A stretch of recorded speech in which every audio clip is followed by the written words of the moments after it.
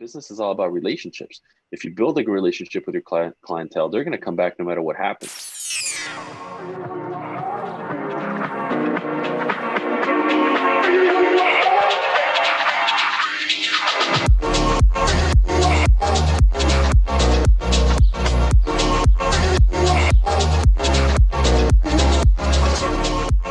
Welcome, Hustle and Fit family. I hope you guys are having an awesome week. I have another great interview with you today. I have Alex Carneiro. Now, Alex is an exercise science major with a minor in nutrition from UNC. He's worked with pro athletes, celebrities, and some of the largest companies globally. He's also been a published author since 2017 when he wrote the book Fitting In, The Mask of Health, to bring awareness to how society views health and fitness. And he's also a fitness influencer with over 114,000 followers on Instagram. You know, Alex has spent his whole life for the last decade educating others of the meaning of fitness and health. And I truly believe you're going to get a lot out of this interview. So Alex, welcome to the interview series. How's it going? Thank you so much. Going wonderful. Thank you for having me here. Oh, it's our pleasure to have you, man. So, I mean, first thing I want to do is, how did you get into this? Like, what's your story? So when I was 16 years old, I was spending summer break with my brother in Brazil. Our family's from Brazil. And my brother just saw that I was going down a path of just gaming, computers. I'd stay up 2 or 3 in the morning. And, you know, he had that same passion himself, but he noticed that he was getting a lot of weight. So he just didn't want to see his little brother following that footsteps of, you know, just becoming obsessed with eating late at night and gaining weight. And so he took me to his local gym, and like just one step into that gym, I saw some really big guys, and it kind of made me think of like the old movies I used to watch, like with Jean-Claude Van Damme and Sylvester Stallone and Arnold. And I'm like, I want to be like that. But I was also highly influenced by Japanimation, you know, like watching Dragon Ball and so many of the, you know, Japanimation cartoons that they're huge, they're big. And so Goku was like my role model growing up. And so, you know, I was like, if they look like that and Jean-Claude Van Damme looks like that, that's the path to go. So from that day, I was like, you know, the gym is my thing. You know, everyone has to have a thing in life. The gym became my thing. And when I started seeing the changes so fast as a teenager and everyone started noticing them, I got even more hooked on, you know, especially because I was doing it for the girls more than anything else. But that's kind of how I started. But, you know, I never stopped gaming. I'm still a gamer in heart. I'm still a nerd and geek from heart. I'm even in my office, I have a collection of Dragon Ball, you know, memorabilia. No matter, I have an office here and I have a house or an office at home, and it's full of, you know, Dragon Ball memorabilia. And, you know, that's always part of me, but, you know, that's how I got started with fitness. That's amazing. Do you still watch anime? Oh yeah. I'm subscribed to Crunchyroll, and I watch every single new, whether it's Dragon Ball Superheroes or, you know, Attack on the Titan or Demon Slayer. I watch it all. Trust me. Oh man. Those are good ones. You're watching some of the hot ones too. Yeah, I like all of those, you know. And they're all fighting, and they're all, you know, something. I think the message in all of them is that if you work harder, you'll get to the next level. You know, and Dragon Ball is a perfect example with all the Super Saiyan levels and all that. So I love that, man. That's amazing. I've been trying to get people to get that bigger picture piece where it's not just the animation, it's the storyline weaved in. Storyline. It's such an amazing thing. So, I mean, you've been in this for a while. So, like, what do you think? What are the top 3 things if someone was trying to get like cut and shredded? Like, what would be the top 3 nutrition things they should be doing?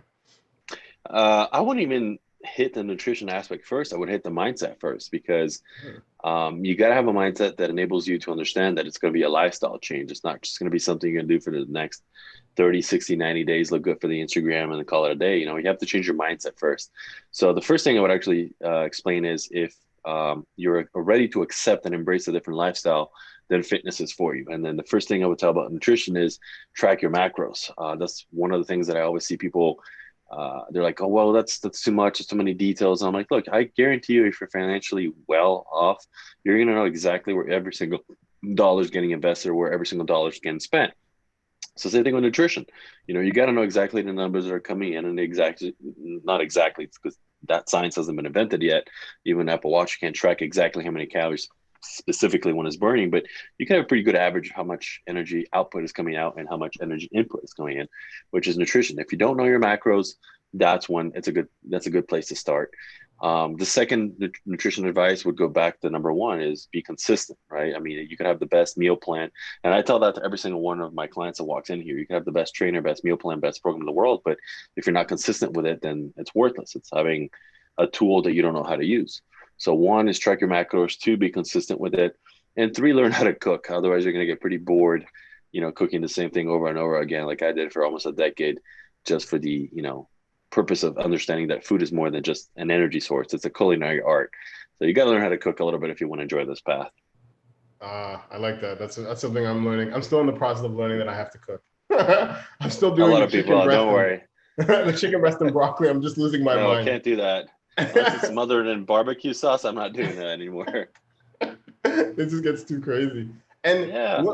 what do you find are the top like 3 mistakes that people make when they first get into the fitness lifestyle and trying to change up their bodies? If they're already embracing a lifestyle, great. If they're not, they think it's just the thing they're going to do for the next, like I said, 30, 60, 90 days. It's not meant to be. So the first mistake I see is lack of patience. They don't understand this is a journey. This is a process. A lot of the bodies you see on Instagram, they've been built by, years and years and years of patience and consistency. It's not overnight. Second is don't compare yourself, which go back to social media. A lot of people start thinking on 30, 60, 90 days, I'm supposed to have this body because this guy did it. And then they get very frustrated and unmotivated because they didn't achieve the results that they thought they were going to achieve by buying X supplement or buying X program. So you have to be patient and you don't want to compare yourself to anyone else. And the third thing I would say is, for anyone with starting their journey is learn the foundation. There's no need to worry about the incline pectoral corner or, the long head of the tricep and all these little fine tuning things. You got to really learn the basics, which comes down to basics of strength and foundational conditioning, which is squatting, deadlifting, pressing. And those are the fundamentals. If you don't learn the fundamentals and you're so worried about angles in your body and aesthetics to the smallest detail, you're going to really lose track of what it is to be healthy. You're going to follow under the misconception that I followed before. Your body's supposed to be just for aesthetics, and the body's not meant for just aesthetics. It's not just an ornament. It has to be used as an instrument as well. Nice. I like that. And actually, just out of curiosity, what are the top 2 fitness books that you like that have kind of affected the way you train and teach? I wouldn't say fitness books per se, but the number one book that has definitely helped me, and it's related to fitness, is David Goggins' Can't Hurt Me, where he shares a story about running ultra marathons. The second book I truly enjoy, similar type of athlete, is by Ross Edgley. And I forgot the name of the book right now, but he is a gentleman who he swam all over England. He's the first person to ever swim around an entire island. I forgot the name of the book itself, but the author is Ross Edgley. So those two are just examples of superhumans who have achieved more than the human body could ever be expected from. And it all became a game of mindset to them, not even physical at that point. So those are 2 books that I recommend for people who are starting their journey, who think they're unmotivated, to see that the human capacity and the human mindset is way more than they could ever expect from. That's nice. And out of curiosity, if you could talk to the old Alex, so like Alex now, the more mature Alex, talking to the younger Alex, what would be some of the things you would say to the younger version of yourself when it comes down to like health, life, and overall? Buy Bitcoin, become a millionaire, and have everything you want. That would have been my only advice. Just buy all the Bitcoin out there. I would say, you know what? I wouldn't have said anything differently. I think everyone's path is meant to get them where they are today. And so if you're happy with your path, which I am, of course I made mistakes in my journey. I wouldn't have changed anything, because if it wasn't for me learning from my mistakes, I wouldn't own my own gym. I wouldn't be running multiple businesses and, be doing what I do. So I wouldn't have changed anything from my past except for buying Bitcoin. But yeah, honestly, no, I wouldn't have changed anything. You learn through your hardships, and I learn every day new things, and I don't learn them because I want to. I learn because I have to. And then if I want a certain quality of life, then I need to understand that, I have to do what it takes. Nice. I like that. I know it's kind of interesting because you brought up the business aspect. You have done really well in terms of business and, in the whole fitness industry. What have been, like, you would say, your keys to success? Because there are personal trainers that I'll see out there who are kind of struggling and they're not really growing. But yourself, you really push beyond the boundaries of just even just fitness, but you've gone and done really well in business.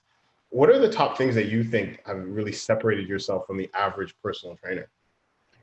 Well, first things first, I wasn't born here in the US, so I feel like that itself gave me an advantage because I understood that everything outside of the US is sometimes harder to achieve. Like in the US, you really truly do have opportunities that no other country will give you.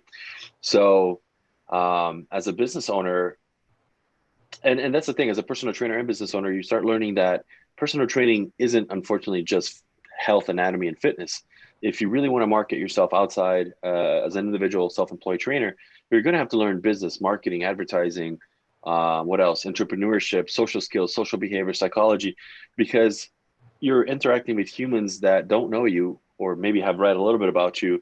And you're not here to convince them that they need better health. You're here to make them understand that with your services, you're going to be able to enable to help them in their life. So a personal trainer who works for a corporation is really good at it initially. So they kind of understand what it is to work with people.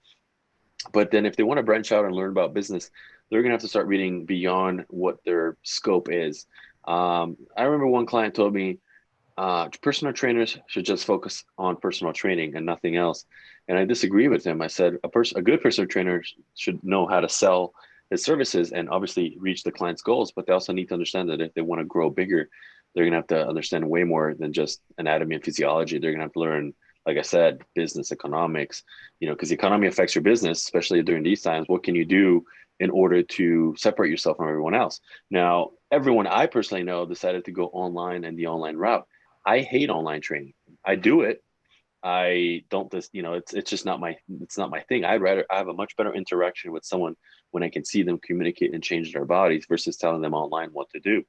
And so everyone decided to go online with COVID. I went the other way. I am good at personal training. I want to keep personal into the personal training. My business never got affected once because business is all about relationships. If you build a good relationship with your clientele, they're going to come back no matter what happens. I have clients I've worked with the last 6, 7 years and never left. And it's all about building a relationship. Now, online, I don't feel you can build as good of a rapport with that individual. So that's why I always stayed online, off from advertising too much online training because, yes, the competition is really high and I can't really distinguish myself from everyone else. But in person, I know I can. That's interesting. And actually, here's a question for you, because you've done a lot of different strategies in terms of growing your brand and so forth. If you could only have one marketing strategy that you could use, and I know you've used multiple, but if you could only choose one marketing strategy, what would it be that you would use to build your business, or that's been the most effective for you? Before and after pictures for sure, because then people actually trust that, and tagging those individuals in the pictures. The reason I tag my clients too in their pictures is because I've actually been approached by several companies in the past wanting to buy my before and after pictures, and then they would put their own logo on it. They're upcoming new companies, and they needed the credibility to start their company without doing the hard work. And I was actually kind of disgusted by that approach because my clients did the hard work with me, not with someone else or a brand. But I know a lot of personal trainers and a lot of individuals sell their before and after pictures to these companies so that they can have the credibility. So before and after pictures really have helped me because the clients see that I've worked with several different types of bodies, genders, ethnicities, and I advertise that it's not just a one single system to get to point A to point C. Point B has a lot of variables, and it just depends on who's walking through my door and their history. So that marketing approach has worked really well. When you go to my business webpage, you'll see there's so many different types of bodies. I don't just specialize in building glutes for women or making men lose weight and build muscle. I help people improve athletics, speed, power, especially with pro athletes. My celebrity clientele, they need to look good in 6 weeks. I can make them look good in 6 weeks. If it's a soccer mom who has 4 or 5 kids, I know how to adjust my nutrition, my training for that lifestyle. So AC Driven has always been about adapting and understanding how someone lifestyle is, and then adapting my nutrition and training program to them, and not making them have to adapt to something completely foreigner to their life. And so that one marketing strategy has always worked really, really well for me, showing other people that I've worked with different types of people from all over the world. Awesome. And I'm guessing that you'd use like Instagram to push that out and ads, and like you'd let people see. Like that's how you I spread. always drive the traffic preferably to my website. And the reason I do that is because on my website, they're going to understand who I am, what my team is about, and what we are about. Whereas Instagram and Facebook, you could see any before and after picture and be like, oh, that's cool. Good for that person. But you're not really understanding the philosophy and the journey behind those pictures. So I drive all my traffic as much as I can to my webpage so that people can see what we are about here at my facility and what my philosophy is when it comes to fitness and health, and not just you're another client or just another number here. Nice. I love that. So I'm gonna ask you, this is, you've given so much great information, and I want to make sure people really go out and get to know, more about what you do. Where can people find you, and what are your, and what else are you working on right now? So they can find me on either my Instagram, which is Alex Carneiro _, or they can go to alexcarneiro.com, which is my webpage. Future projects, my man, the truth is post-COVID, we're just trying to make sure that the numbers are better this year than last year, which they have been. But with any business, just because numbers are going better, that doesn't mean we have to stop. We want to make sure that, if the numbers are better this year, then next year they're going to be even better. So future projects are just to constantly improve customer satisfaction here in my facility and make sure that everyone is satisfied with their goals and their journeys. That's what I believe a personal training business is about, is not only focusing on the new leads, but focusing on the current leads, because those are more important than anything else. And I'm always doing something different. Like I'm not going to lie, like within a month, I could be sent to do national TV in New York or California or staying here in Denver. So I really honestly don't know what's next. I just embrace the unknown, and I appreciate it because it keeps life more interesting instead of just the stagnation. Nice. I like that. All right. My favorite last question. All right. So it's going to be a weird one. Let's say you had to leave the planet. I don't know why. You just have to. And you basically could leave the world with one final message. It could be business or fitness. What would be the final message you want to leave the earth before you left it? We're all the same. We're all humans, meaning it doesn't matter what skin or what race or how we brought up. At the end of the day, we're the same species, and it just sucks to see so much inequality in the world and how much hate and just how much ignorance is out there. So it would just be like, the last message would be like, you're all the same. Treat each other the same. It's not fitness or business related. It's more be a good human to the next human related. If it would be fitness, I'd be, if it's my fitness message, it'd be a little raunchy. It'd be like, get your ass off of whatever the fuck you're doing and go move. It's explicit, but people just create so many excuses as to why they can't achieve whatever they want to achieve in life. And I understand. I'm not sitting in a $6 million office right now. That doesn't mean that, I don't have the potential to reach that day if I wanted that. But I think people would be way happier just treating other people with respect, because then they would receive the respect back, hopefully, if that was the perfect utopia. And fitness related, like I said, just get your lazy ass off the couch and move. Human beings are not meant to be doing what they're doing right now, which is overconsumption of eating and underconsumption of movement. This is gonna lead to exactly Wall-E from Disney. I don't know if you watched that. You see the progression of how human races became lazier and lazier and more obese, and we find that fascinating. But that is going to be the future unless people understand that movement is the key to a better health and better lifestyle. I like that. All facts. Well, Hustle and Fit family, I've learned so much amazing information. Please go and check out what Alex is up to. Go check out his website. He has a lot of great information. His Instagram is fire. He's also got a YouTube channel. So make sure you go and check it out because you will learn so much. Anyways, thank you guys so much for listening, and keep hustling and stay fit.